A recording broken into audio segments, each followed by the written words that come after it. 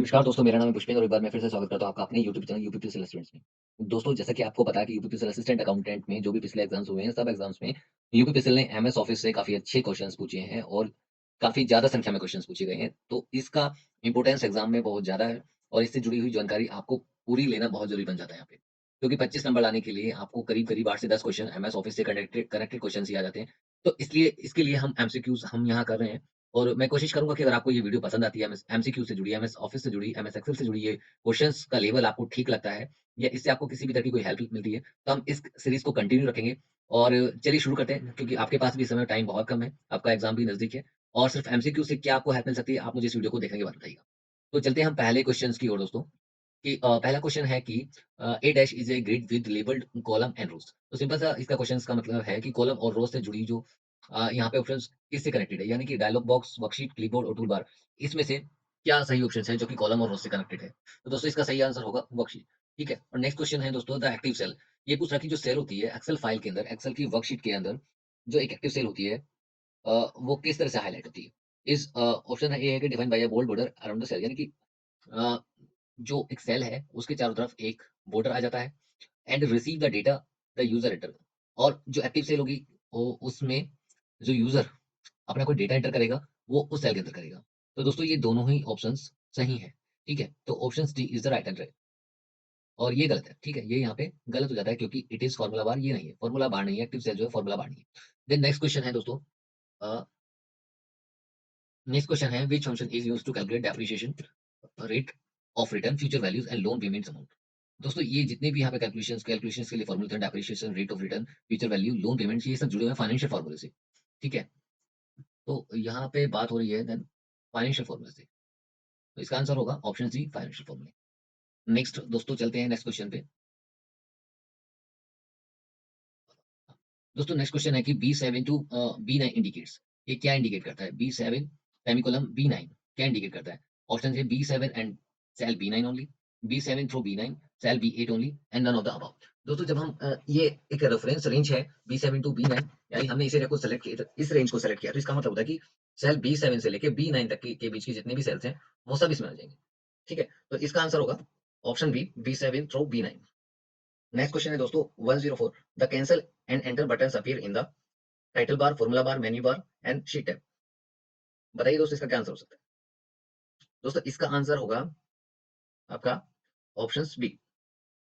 ठीक है? Cancel enter button appears in the formula bar. कैसे, मैं आपको दिखा भी देता हूँ, चलिए। ये आप देख रहे हैं फॉर्मूला बार, तो यहाँ पे हम क्लिक करते हैं, देखिए। तो आप देखिए कैंसिल और ये आपका ऑप्शन सामने आ रहा है। ठीक है? जो ये फॉर्मूला बार है, यहाँ पे आपको ये दोनों साइन दिखाई दे रहे होंगे। तो इसका मतलब यही है इससे कि कैंसल एंटर बटन्स आपके अपीयर हो रहे हैं कहाँ पे? आपकी फॉर्मूला बार में, जैसा कि मैंने अभी आपको दिखाया यहाँ पे। ये कैंसल बटन है, ये एंटर बटन है और ये फॉर्मूला बार रहता है। ओके? ठीक है। नेक्स्ट क्वेश्चन है दोस्तों, which of the following methods can not be used to enter data in a cell. कि इनमें से कौन सा मेथड है जो कि डेटा को एंटर करने के लिए यूज नहीं किया जा सकता। ठीक है? प्रेस एन एरो की, टैब की, एस्केप की और formula clicking on the formula बार। तो दोस्तों यहाँ इसका आंसर आप बताइए क्या हो सकता है? दोस्तों इसका आंसर है एस्केप की, क्योंकि एस्केप की का मतलब है जब हम एस्केप कर रहे हैं तो वो उस सेल्स को डीसेलेक्ट कर लेता है, ना कि सेलेक्ट कर लेता है। जबकि हम एरो की प्रेस करेंगे या टैब की प्रेस करेंगे तो वो किसी ना किसी नेक्स्ट नेक्स्ट सेल को वो सेलेक्ट कर लेगा जहाँ पे हम कुछ भी डेटा एंटर करना चाहते हैं। नेक्स्ट क्वेश्चन देख लेते हैं। नेक्स्ट क्वेश्चन है दोस्तों, which of the following will not cut information. यानी कि आपने कुछ डेटा या इन्फॉर्मेशन आपने जो टाइप किया हुआ है, इसमें से कौन सा मेथड है जो आपके डेटा को, इन्फॉर्मेशन को कट नहीं करेगा? ऑप्शंस ए है pressing control C, selecting edit, और ये cut from the menu, clicking the cut button on the standard and the pressing control plus X. तो दोस्तों बहुत ही इजी सा क्वेश्चन है, आपको पता ही है कंट्रोल सी का मतलब तो सिर्फ कंट्रोल सी, इसका मतलब होता है कि कॉपी करना। तो यहाँ ये आंसर भी आपका पहला वाला ही आंसर इसका राइट हो जाएगा कि कंट्रोल सी से इन्फॉर्मेशन को कट नहीं किया जा सकता, सिर्फ कॉपी किया जा सकता। देन नेक्स्ट क्वेश्चन है, which of the following is not a way to complete the cell entry. इनमें से कौन सा एक तरीका नहीं है सेल एंट्री को कंप्लीट करने का? Pressing enter, press an arrow key on the keyboard, clicking the enter button on the formula bar and pressing space bar.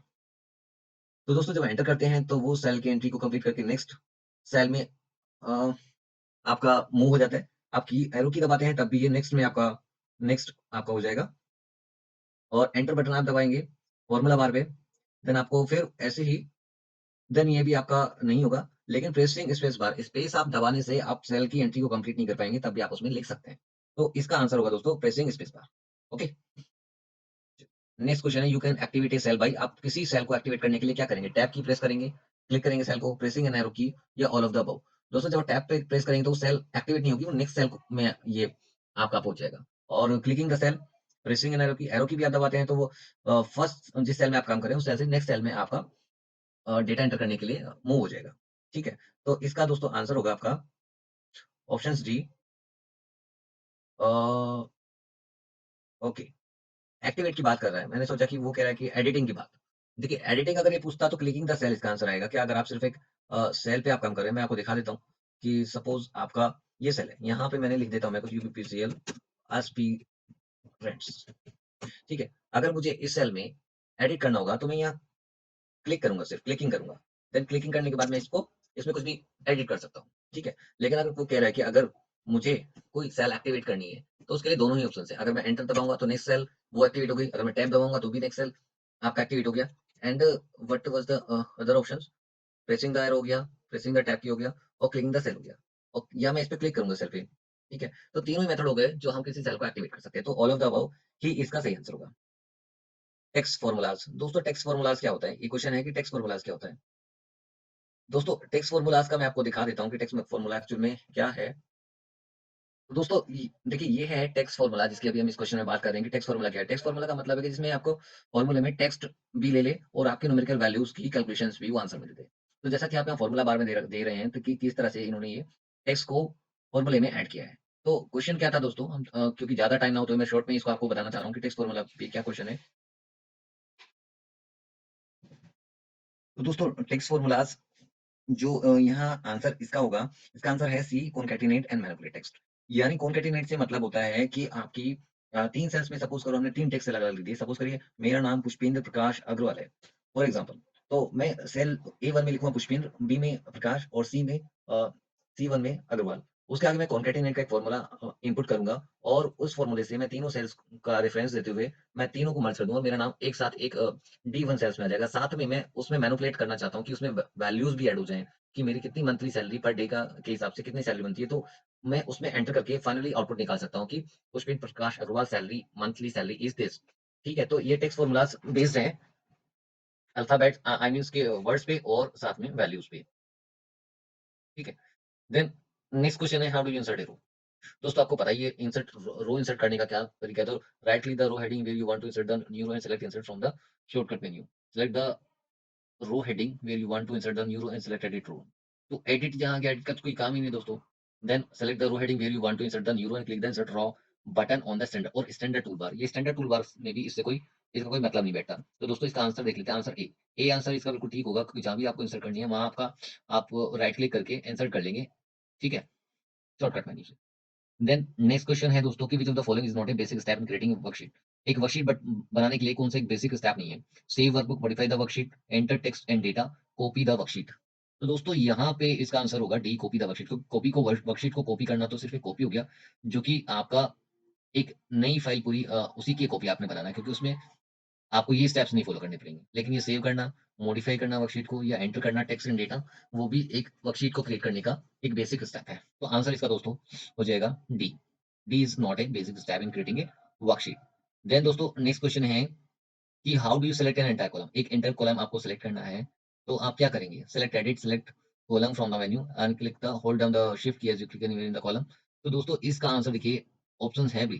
Click the column heading फ्लेटर, simple सी चीज़ है, मैं आपको दिखाता हूँ कि इसके हिसाब से तो जैसे इन्होंने यहाँ पे बताया कि अगर हमें कॉलम सेलेक्ट करना है तो हम सीधा इस लेटर पे क्लिक करेंगे, इस पे करना है तो हम सीधा इसको क्लिक करेंगे। ठीक है? इसी तरह से अगर वो रो पे करता है तो रो नंबर को सेलेक्ट कर लेंगे, ये हो जाएगा। दूसरा इसकी जो एक शॉर्टकट की है दोस्तों, वो भी मैं आपको बता देता हूँ कि हम कॉलम को ऐड करने के लिए अगर हम कॉलम को ऐड करना चाहें तो हम कंट्रोल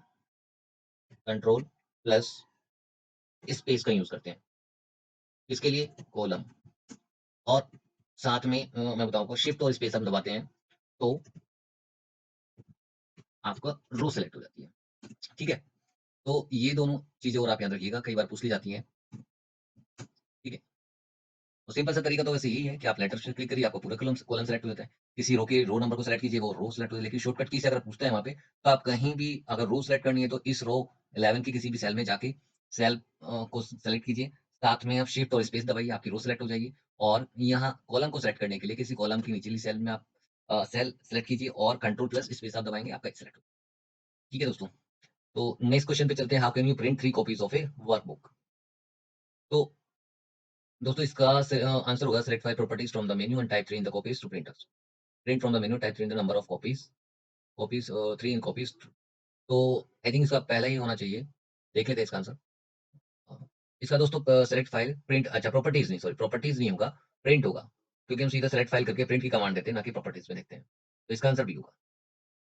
नेक्स्ट क्वेश्चन है दोस्तों, to create a formula you first. आपको कोई फॉर्मूला क्रिएट करना है, तो सबसे पहले आप क्या करेंगे? आपकी सेल ऑलरेडी आप सेलेक्ट तो आपने सेलेक्ट की हुई है, उसके बाद आप क्या करेंगे? तो इसका आंसर है बी, सबसे पहले आप इक्वल का साइन लगाएँगे किसी भी फॉर्मूला को स्टार्ट करने के लिए। ठीक है? नेक्स्ट क्वेश्चन दोस्तों, to center worksheet title across a range of cells you must uh, एक वर्कशीट का सेंटर है, का टाइटल है across a range of you must to center worksheet title across a range of cells you must. दोस्तों ये question ये है कि किसी वर्कशीट के टाइटल को सेंटर करने के लिए across a range of cells आपको क्या करना पड़ेगा? ठीक है? Select the cells containing the title text plus the range over which the title text is to be centered. Wide in the column. देखिए ये कॉलम को वाइड करने से नहीं होगा, आपको अगर बिल्कुल सेंटर में चाहिए पूरी वर्कशीट का, हाँ, ठीक है, जहाँ आपने रेंज ऑफ सेल्स को सिलेक्ट किया हुआ है, तो ये आंसर नहीं होगा। Select the cells containing the title text plus the range over which the title text is to be entered. दोस्तों ये भी आंसर नहीं होगा। Format the cells with the comma style, तो आई थिंक इसका आंसर फर्स्ट ही होगा। तो दोस्तों इसका आंसर ऑप्शन ए है, select the cells containing the title text plus the range over which the title text is to be centered. यानी कि हम जो है title text plus the range over, जितना भी रेंज है टाइटल के साथ में, उसको सेलेक्ट करेंगे। ठीक है, उसको सेंटर में करने के लिए। नेक्स्ट है दोस्तों, comments put in cells. Comments जो हम सेल्स में दे देते हैं उनको क्या कहा जाता है? तो दोस्तों उसको सेल टिप कहा जाता है। सेल टिप हम उसको सेल्स में दे रहे हैं तो सेल्स हम उसको सेल टिप बोल देते हैं। देन क्वेश्चन है कि which is used to perform what if analysis. What if analysis किसके लिए प्रयोग में लाया जाता है? सॉल्वर के लिए, गोल सीक के लिए, सिनेरियो मैनेजर के लिए, या इन सभी? दोस्तों इन सभी के लिए। ठीक है, मैं एक बार आपको दिखा भी देता हूँ इसको, व्हाट इफ एनालिसिस का, कि देखिए यहाँ व्हाट इफ एनालिसिस अगर मैं इस पे क्लिक करूँगा तो आप देखिए सिनेरियो मैनेजर, गोल सीक और डेटा टेबल आ रहा है इसमें। ठीक है, साथ में आपका जो इसमें एक ऑप्शन और दे रहा है वो भी इसी में आएगा, सॉल्वर। ठीक है, देन नेक्स्ट क्वेश्चन है दोस्तों, इसका दिखा भी देता हूँ, ठीक है, इसका आंसर डी है, all of the above. Next question है दोस्तों, you can use the horizontal vertical scroll bars to. हम जो एक्सेल में हॉरिजॉन्टल वर्टिकल स्क्रोल बार्स होते हैं उनका यूज करते हैं किस लिए? Split a worksheet into two panes, view different rows and column, edit and the content of a cell, edit the content of a cell, view different worksheet. दोस्तों इसका answer B ही होना चाहिए, कि हम जब वर्टिकल स्क्रोल बार या horizontal scroll bar हैं तो हम सीधा-सीधा देखते हैं कि अ, किसी भी अपने रो और कॉलम्स के अंदर जितना डेटा है वो देखने के लिए, जैसे कि ये वर्टिकल और ये हॉरिजॉन्टल। ठीक है? इस तरह से हम इसको यूज़ करते हैं। देन नेक्स्ट क्वेश्चन है, multiple calculation can be made in single formula using array. तो दोस्तों इसका आंसर एरे होगा। एरे फार्मूला का यहाँ पे मतलब यही है कि जब हम एक ही फार्मूले के अंदर मल्टीपल फार्मूलेज लगा देते हैं, तो वो किस उसको क्या कौन-सा फार्मूला बोला जाता है? तो वो एरे फार्मूला बोला जाता है। कि सपोज़ करिए मैं आपको दिखा देता हूँ जिस तरह का हम यहाँ पे बात कर रहे हैं। चलिए वीडियो थोड़ी लंबी हो जाएगी इसलिए आप समझ गए होंगे मेरे ख्याल से। जब हम 2 ब्रैकेट इधर से इक्वल का साइन लगा के स्टार्ट करेंगे, देन हम यहाँ पे फर्स्ट ब्रैकेट लगाएँगे, फॉर्मूला स्टार्ट करेंगे सम का, देन उसके अंदर हम कोई मल्टीप्लाई करेंगे तो हम एक और ब्रैकेट लगाएँगे। इस तरह से multiple formulas in single a, cell, तो उसी को हम एरो फार्मूला बोल देते हैं। Then hyperlink can be text, drawing object, picture या कुछ सब। हाइपरलिंक लिंक क्या हो सकते हैं? टेक्स्ट मैटर हो सकता है, ड्राइंग ऑब्जेक्ट, पिक्चर। तो दोस्तों ये कुछ भी हो सकता है। ठीक है? आपकी पिक्चर्स को भी हाइपरलिंक किया जा सकता है, ड्राइंग ऑब्जेक्ट्स को भी और टेक्स्ट को भी, इमेजेस को भी। नेक्स्ट क्वेश्चन दोस्तों कि how do you delete a column? आप एक कॉलम को डिलीट करना चाहते हैं तो आप कैसे करेंगे? तो दोस्तों इसमें क्या है कि कॉलम को, हेडिंग को you want to delete and select the delete row. तो रो बटन का तो रो को तो हमें डिलीट करना ही नहीं है, तो हम रो को क्यों यूज़ करेंगे इसमें? Select the column heading you want to delete, select insert. Insert की बात आ गई तो इंसर्ट कर तो हमें कुछ करना ही नहीं है। Select row heading you want to delete, select edit, then edit भी हमें कुछ नहीं करना है, edit. And the last one is the right click the column heading you want to delete and select delete from the shortcut menu. तो simple सी बात है कि हम उसको कॉलम हेडिंग को सेलेक्ट करेंगे और डिलीट का ऑप्शन शॉर्टकट मेन्यू से हम डिलीट कर देंगे। Then next question is, when integrated Word and Excel, Word is usually the on server। दोस्तों ये क्वेश्चन अभी मैंने देखा नहीं है, ठीक है?